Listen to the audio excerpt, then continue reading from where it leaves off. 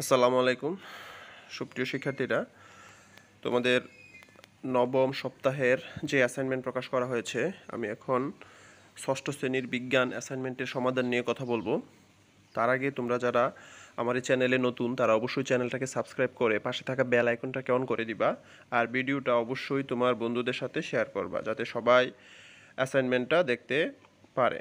তাহলে চলো আমরা শুরু করি আমাদের যে আজকের নবম সপ্তাহের যে অ্যাসাইনমেন্ট বিজ্ঞানের, সেখানে কি দেওয়া হয়েছে।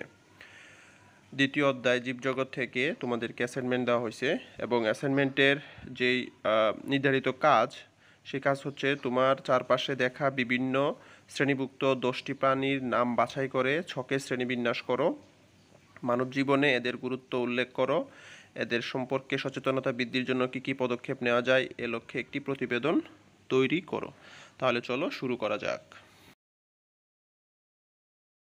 আধুনিক শ্রেণীকরণ পদ্ধতিতে সমস্ত জীবজগৎকে 5টি রাজ্যে ভাগ করা হয়েছে। এদের মধ্যে একটি হলো অ্যানিমেলিয়া। পৃথিবীর সকল প্রাণী এই অ্যানিমেলিয়া রাজ্যের অন্তর্ভুক্ত।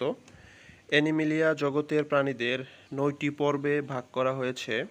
এই 9টি পর্বের প্রথম পর্বের প্রাণীরা অমেরুদণ্ডী এবং শেষ পর্বের প্রাণীরা মেরুদণ্ডী। আমাদের চারপাশে লক্ষ লক্ষ প্রাণীর বসবাস। এমন 10টি প্রাণী হলো টিকটিকি, প্রজাপতি, ফিতাকৃমি, কেঁচু, চিংড়ি, শামুক, মানুষ, ব্যাঙ, কাক, দোয়েল। উপরোক্ত প্রাণীগুলোকে বাছাই করে বিভিন্ন শ্রেণীতে স্থান দেওয়া হলো। অ্যানিমেলিয়া অমেরুদণ্ডী, মেরুদণ্ডী। প্রথমে হচ্ছে প্রাণী কেঁচু। বৈশিষ্ট্য হচ্ছে দেহ নলাকার ও খণ্ডায়িত, নেফ্রিডিয়া নামক রচনাঙ্গ থাকে, প্রতিটি খণ্ডে সিটা থাকে, সিটা চলাচলে সহায়তা করে। তারপর হচ্ছে শামুক, দেহ নরম এবং শক্ত খুলসে আবৃত, পেশিবহুল পা দিয়ে চলাচল করে, ফুসফুস বা ফুলকার সাহায্যে শ্বাসকার্য চালায়। আর মেরুদণ্ডী প্রাণীর মধ্যে হচ্ছে মানুষ, ব্যাঙ, তারপরে অমেরুদণ্ডীর সাথে আরও আছে চিংড়ি, প্রজাপতি এবং ফিতাকৃমি।